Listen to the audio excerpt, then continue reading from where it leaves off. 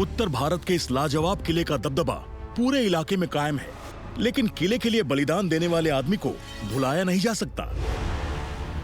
England के coast से कुछ दूर मौजूद सेकेंड वर्ल्ड वॉर के बैटल स्टेशन पर पायरेट्स ने ठिकाना बना लिया है और ताइवान के एक शहर में प्लेग को मारने वाले भगवान को सम्मान देने के लिए लोग पटाखों की आग में कूद जाते हैं। मैं हूं जॉश गेट्स। मैंने कई लाख किलोमीटर का सफर तय किया है और 100 से ज्यादा देश एक्सप्लोर किए हैं। लॉस्ट सिटी, मैं आ रहा हूं। मेरी पसंदीदा जगह अपनी शानदार कहानियां खुद सुनाती हैं।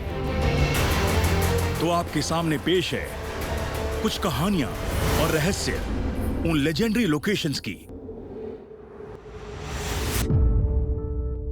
आपने पहले भी सुना होगा कि प्राचीन सभ्यताएं हमलावरों को दूर रखने के लिए बहुत बड़ी दीवारें बनाया करती थीं। आप सोच रहे होंगे ग्रेट वॉल ऑफ चाइना के बारे में, लेकिन पता चला है कि दुनिया में और कई ग्रेट वॉल्स हैं। अपनी एक्सपेडिशंस के दौरान मैं कभी इतना हैरान नहीं हुआ जितना मैं कुंभलगढ़ फोर्ट की वॉल को देखकर हुआ। ये दीवार उत्तर पश्चिम भारत की पहाड़ियों पर लगभग 37 किलोमीटर तक फैली हुई है और माना जाता है कि इसे बनाने के लिए एक इंसान को अपनी जान की कुर्बानी देनी पड़ी।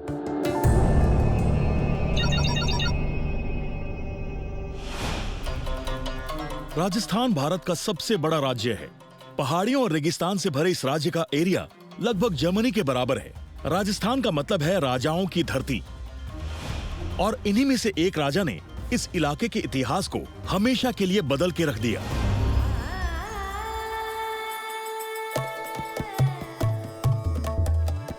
सुबह का वक्त कुबेर सिंह घर से बाहर घूमने निकले हैं, लेकिन ये कोई आम सफर नहीं है।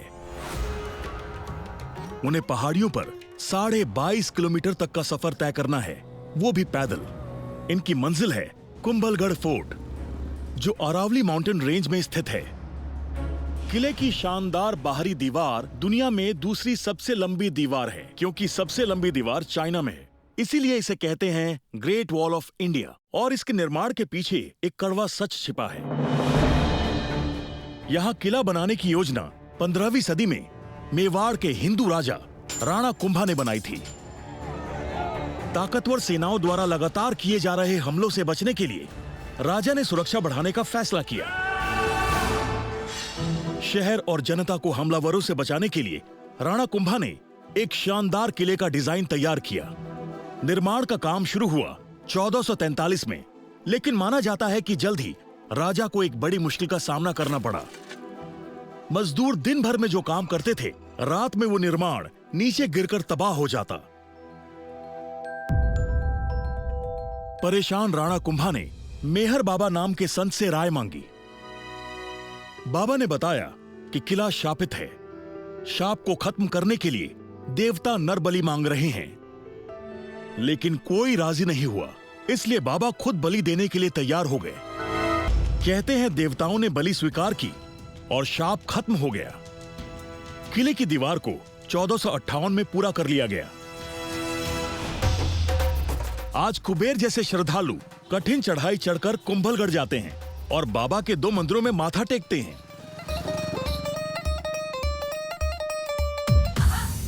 हालांकि अभी कुबेर मंजिल से काफी दूर है, लेकिन यहां से भी लाजवाब दीवार की शान देखी जा सकती है। अगर मेहर बाबा अपना बलिदान ना देते तो मेरे कई पूर्वज मेवाड़ पर हुए हमलों में जिंदा नहीं बचते। मैं खुशी से ये कठिन सफर तय कर रहा हूँ ताकि बाबा के चरणों में अपना सिर झुका सकूं। कुंभलगढ़ की दीवार पहाड़ी के किनारे पर बनी है और टोपोग्राफी के हिसाब से नीचे या ऊपर उठती रहती है। 7 बड़े दरवाजे इस बड़े इलाके की सुरक्षा करते हैं और इसके अंदर 300 से भी ज्यादा मंदिर हैं। ये इंजीनियरिंग का लाजवाब नमूना है जो हमलावरों से सुरक्षित रहने के लिए बनाया गया। ज्यादातर जगहों पर यह दीवार 15 से लेकर 25 फुट तक चौड़ी है। दीवार के ऊपर 8 घुड़सवार साथ सफर कर सकते हैं। डिजाइन की वजह से दुश्मन दीवार फाड़ने की हिम्मत नहीं करते थे। अगर कोई करता भी था तो उस पर गर्म तेल डाल दिया जाता था। ये कठिन चढ़ाई किले को सुरक्षा प्रदान करती थी और हमला करने वाले सैनिकों के साथ साथ हमले में शामिल घोड़े और हाथियों को भी थका देती होगी। कुंभलगढ़ फोर्ट 18वीं सदी तक एक मिलिट्री बेस बना रहा और इन 5 सदियों में हमलावरों की सेना कभी भी कामयाबी से किले की सुरक्षा को भेद नहीं पाई। हालांकि आजकल अंदर जाना काफी आसान है। कुबेर किले के पास पहुंच गए हैं। वो दीवार के बाहर बने एक छोटे से मंदिर में रुके। उन्होंने फूल चढ़ाए और पूजा अर्चना की। बाद में शानदार दरवाजे से होते हुए किले में दाखिल हुए। उनकी मंजिल है एक खास मंदिर। नॉर्थ वेस्ट इंडिया के माउंटेन रेंज में बना कुंभलगढ़ फोर्ट दुनिया के सबसे बड़े वॉल्ड स्ट्रक्चर्स में से एक है। कहते हैं कि इसकी नींव एक आदमी के बलिदान से पड़ी। आज कुबेर सिंह करीब 22.5 किलोमीटर का कठिन पहाड़ी रास्ता तय करके मेहर बाबा के मंदिर में सिर झुकाने पहुंचे हैं। कुबेर का सफर उन्हें किले की सबसे ऊंची जगह पर ले आया है। कुबेर ने प्रार्थना के साथ अपनी तीर्थ यात्रा खत्म की। मैंने माथा टेकते हुए बाबा से सिर्फ सुरक्षा और शांति मांगी है। अगर मेहर बाबा की अच्छी आत्मा अभी इस किले की दीवार के अंदर है, जैसा कुबेर मानते हैं, तो फिर इस इलाके के लोग चैन से रह सकते हैं। ग्रेट वॉल ऑफ इंडिया से लगभग 6,500 किलोमीटर दूर, यानी इंग्लैंड के कोस्ट से कुछ दूर, एक और लेजेंडरी फोर्ट अब भी खड़ा है। हालांकि पहले जैसा नहीं है, क्योंकि इसे समंदर में बनाया गया था और 75 सालों में समंदर की लहरों ने इसकी हालत बिगाड़ दी है। कई फोर्ट्स की तरह इसे भी असल में युद्ध के लिए बनाया गया था। दूसरे शब्दों में कहें तो नाजी प्लेन को गिराने के लिए। लेकिन दशकों बाद यहाँ जो भी हुआ, उसने इसे पूरी तरह से बदल कर रख दिया। पायरेट साम्राज्य ने इस पर कब्जा कर लिया और ये फोर्ट बन गया लेजेंडरी।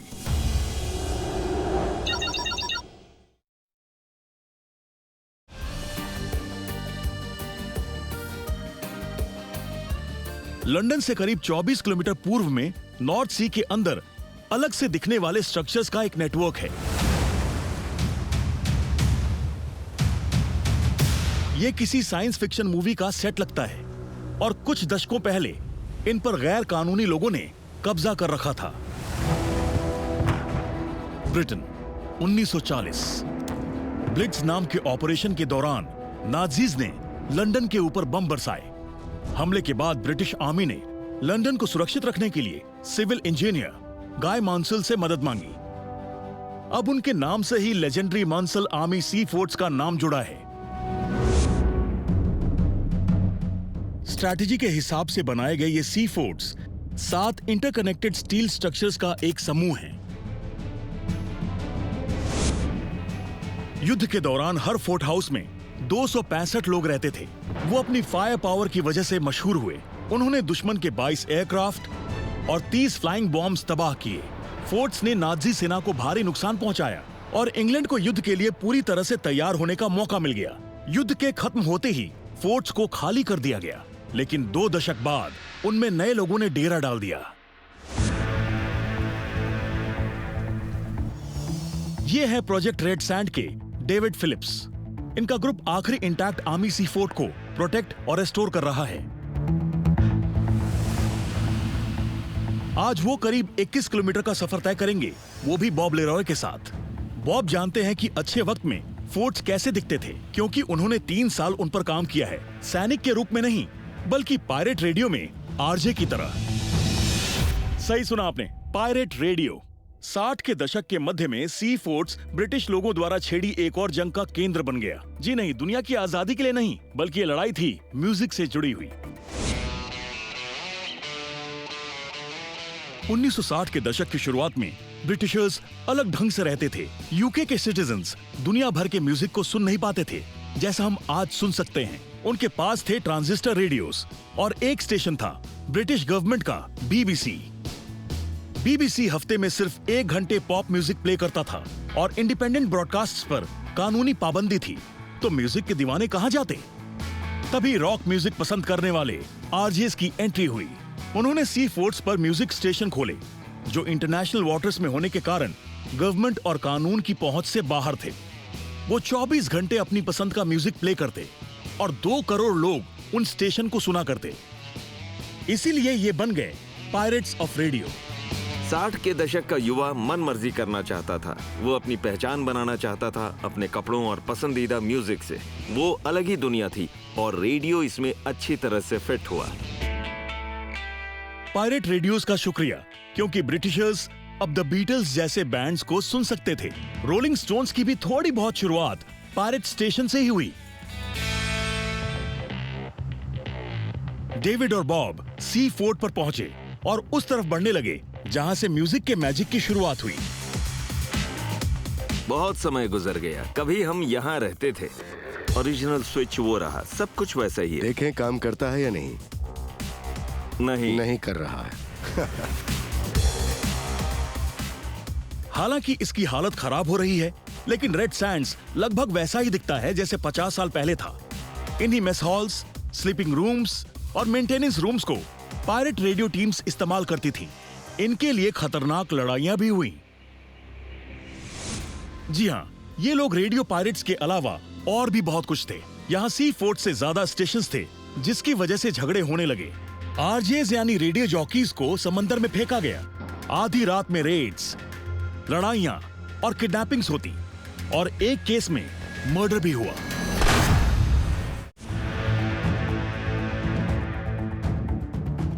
इंग्लैंड के कोस्ट से करीब 10 किलोमीटर दूर है वीरान रेड सैंड्स आर्मी सी फोर्ट्स, जहां से कभी पायरेट रेडियो स्टेशंस ऑपरेट करते थे।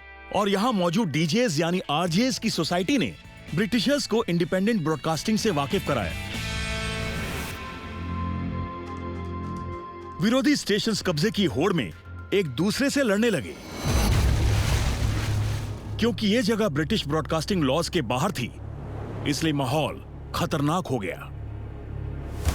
1966 में दो स्टेशंस के बीच समझौता हुआ, लेकिन इसके बावजूद एक ने दूसरे पर ट्रांसमीटर्स ऑफ करने के लिए रेड डाली। जब दोनों स्टेशंस के लीडर बातचीत करने के लिए मिले तो एक की गोली मारकर हत्या कर दी गई। बात को हाथ से निकलता देख 1967 में ब्रिटिश पार्लियामेंट ने फोर्ट्स को गवर्नमेंट सुपरविजन में डाल दिया और धीरे धीरे सारे स्टेशंस बंद कर दिए गए। रेड सैंड्स और दूसरे सी फोर्ट्स का नाजी डिफेंस बेसिस से लेकर रॉक एंड रोल म्यूजिक तक का सफर शानदार रहा है। लेकिन डेविड और बॉब जिस तरह से उन्हें प्रोटेक्ट और रेस्टोर करने में लगे हैं, शायद भविष्य में सी फोर्ट्स अलग रूप में दिखे।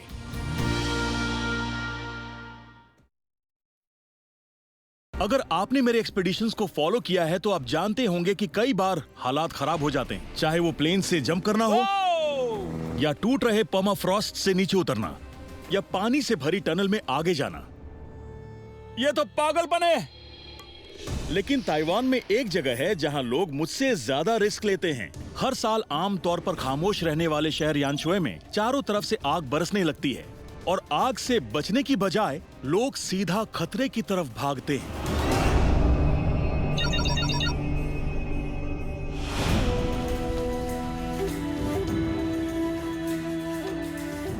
ताइवान के साउथ ईस्टर्न किनारे पर यानशुए नाम की एक छोटी सी डिस्ट्रिक्ट है।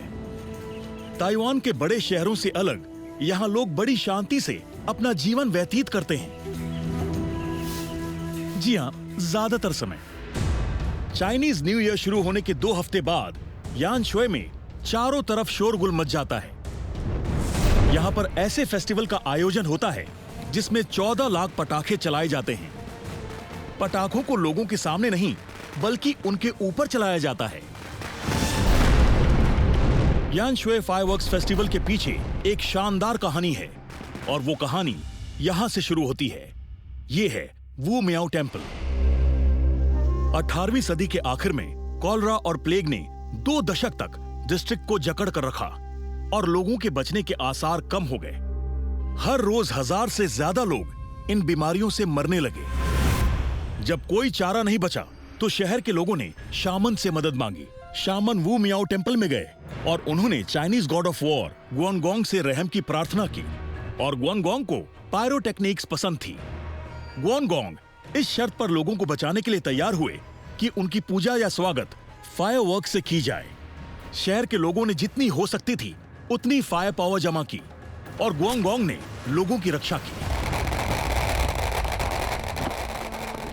यहाँ के मूल निवासी युद्ध के देवता गुआनगोंग से लगातार दया दृष्टि बनाए रखने की दुआ मांगते हैं और आने वाले हर साल में फायरवर्क्स की क्वांटिटी बढ़ती रहती है। वो और ज्यादा पावरफुल होते जाते हैं। ध्यान से देखो, उस जगह के मुकाबले यहाँ पर ज्यादा स्टिक्स हैं। उन्हें उस तरफ रखो, सब जगह बराबर स्टिक्स होनी चाहिए, ठीक है? अब तुम रखो। होंग लाओ चाय स्टील फैक्ट्री में काम करते हैं, लेकिन जब एनुअल फेस्टिवल करीब आता है तो वो इस काम में जुट जाते हैं, क्योंकि ये उनके लिए बहुत जरूरी है। उन्हें बी हाइव बनाने का काम मिला है, जो कि एक बड़ा टावर होता है और इसी में फायरवर्क्स को भरा जाता है। शायद इससे खतरनाक बॉटल रॉकेट लॉन्चर आपने जिंदगी में कभी नहीं देखा होगा। हम ये बी हाइव एक लोकल टेम्पल के लिए बना रहे हैं। ये लगभग 3 लाख फायरवर्क्स आसानी से हैंडल कर सकता है। हर साल यांगशुई के निवासी और उनकी धार्मिक संस्थाएं अपना अपना बिहाई बनाने के काम में बढ़ चढ़ कर हिस्सा लेते हैं। बिहाई बनाने में बहुत मेहनत लगती है और ये काम महंगा भी है और खतरनाक भी। एक बड़ा बिहाई बनाने में $2000 का खर्चा हो सकता है, लेकिन होंग और जेरी के लिए कीमत और मेहनत मायने नहीं रखती, क्योंकि ये शहर के सबसे बड़े फेस्टिवल में शामिल होने का एक मौका है।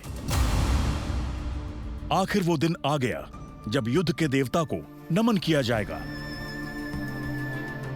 दिन की शुरुआत हुई म्यूजिक और डांस परेड से।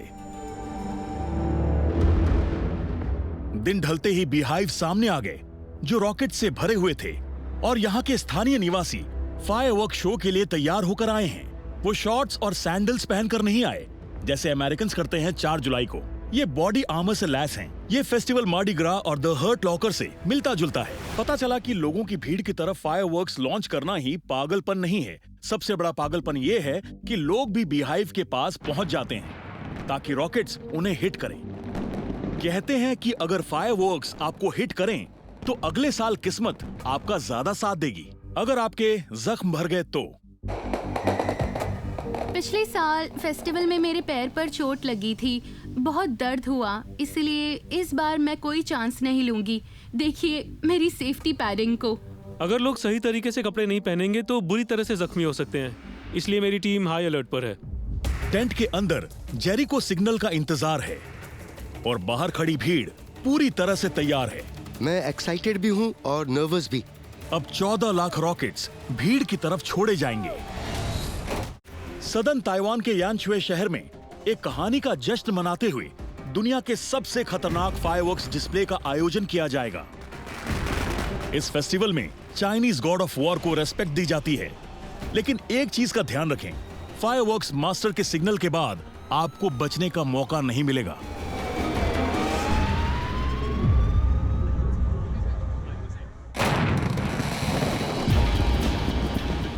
बटन के प्रेस होते ही लाखों बॉटल रॉकेट्स भीड़ पर गिरने लगे।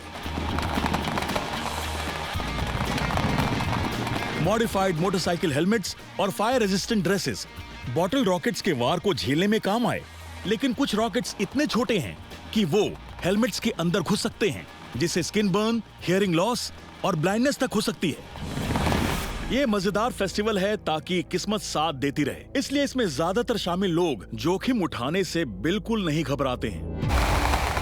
इस साल मुझे सिर्फ हाथ पर रॉकेट लगा, थोड़ा सूज गया है, लेकिन बहुत मजा आया। मैं बता नहीं सकता कि कितना खतरनाक था। अब मुझे लगता है कि मुझे बीहाइव के पास खड़े नहीं होना चाहिए था। शायद सबके लिए ये मजेदार ना रहा हो, लेकिन हमारे 2 बीहाइव मेकर्स के लिए इस साल का फेस्टिवल बेहद कामयाब रहा।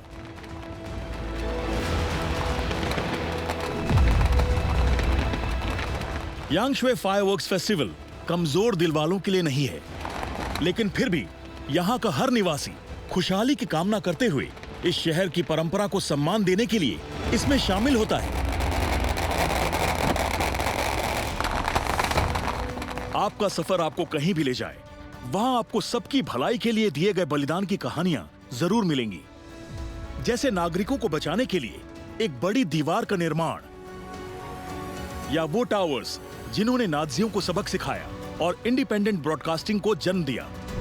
एक ऐसा शहर जहां लोग अपनी सुरक्षा की परवाह नहीं करते, बल्कि सबके लिए अच्छी किस्मत की कामना करते हैं। मैं हूं जॉश गेट्स, ट्रैवल एडवेंचरसली, और मैं आपसे दोबारा मिलूंगा लेजेंडरी लोकेशंस पर।